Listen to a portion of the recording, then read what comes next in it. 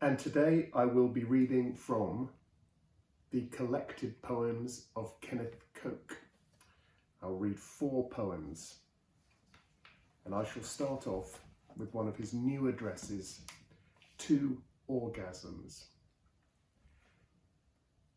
You've never really settled down, have you, Orgasms? Restless, roving, and not funny in any way. You change consciousness directly, not shift of gears, but changing cars is more like it. I said my prayers, ate lunch, read books, and had you. Someone was there later to join me and you in our festivity, a woman named N. She said, "Oh, we shouldn't do this." I replied, "Oh, we should. We did, and had you." After you, I possess this lovable person and she possesses me. There is no more we can do until the phone rings. And then we start to plan for you again. And it is obvious life may be centered in you. I began to think that every day was just one of the blossoms on the infinitely blossoming tree of life. When it was light out, we'd say, "Soon it will be dark." And when it was dark, we'd say, "Soon it will be light," and we had you. Sometimes we'd be sitting at the table thinking of you or of something related to you and smiled at other times. Might worry, we've read a lot of things about you. Some seemed wrong. It seemed puzzling that we had you, or rather that you could have us in a way when you wished to, though we had to wish so too. Like what a wild person to have in the Berkeley apartment. If anyone knew that you were there, but they must have known.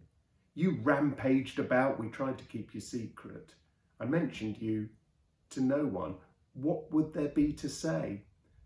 That every night or every day you turned 2 persons into stone, hit by dynamite and rocked them till they rolled just about from bed to floor, and then leaped up and got back into bed and troubled you no more for an hour or a day at a time.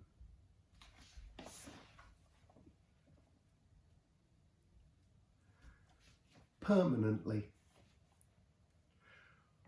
One day, the nouns were clustered in the street. An adjective walked by with her dark beauty. The nouns were struck, moved, changed. The next day, a verb drove by and created the sentence. Each sentence says one thing. For example, although it was a dark, rainy day when the adjective walked by, I shall remember the pure and sweet expression on her face until the day I perish from the green, effective earth. Or, will you please close the window, Andrew? Or, for example, thank you. The pink pot of flowers on the windowsill has changed colour recently to a light yellow due to the heat from the boiler factory which exists nearby.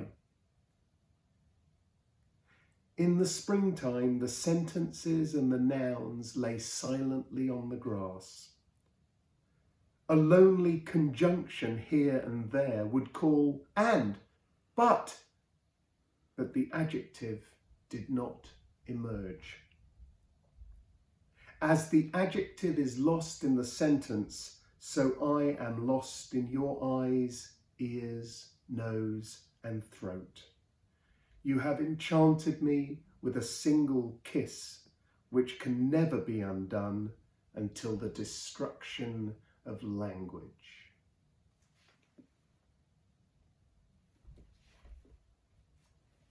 Another new address to friendship. Puberty was the Norman conquest. By the language of love, I thought you'd be suppressed, but you hung in there. You've stayed with me for 60 years. You prevented nights lonely to the point of desperation. You embarked on projects. You took trips. You bravely quarrelled, made up and sat down again. You saved a third person. You went into a ditch. You examined causes. You started magazines and ate turkeys. You went to the clinic. You gave advice, endlessly the tag end of gossip. You discussed violence, money, and vulnerability. Egotism was one of your major topics. You left a third one standing on a bridge by your over-absorption in yourself. You familiarised with France. A glass wall covered with blue and white ribbons made you laugh. You sent home for wives, husbands, brothers, sisters, and girlfriends. You felt you were the best. You delivered encomiums. I have images of you moseying down sidewalks and images of you boisterous and drunk. Sunlight admired you, and so did travel and evening. You gave sleeping a rest by conducting seminars on variations of yourself until almost dawn.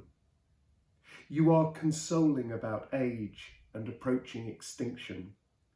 You keep out of bed and leap from apartments but are caught in a net. The traffic kicks you into high gear. You live criticism of life. You quiet the motion of barricades rising. You've lasted, in these ways, longer than love, which you haven't supplanted. And lastly, the world. The world. Sic transit ego and sic fugit this poem. I'm through with it. A little yellow-stomached bird just leaped on my porch board. I need to figure out what is going on. If birds so happy and I so unhappy, I'm not in concordance with the world.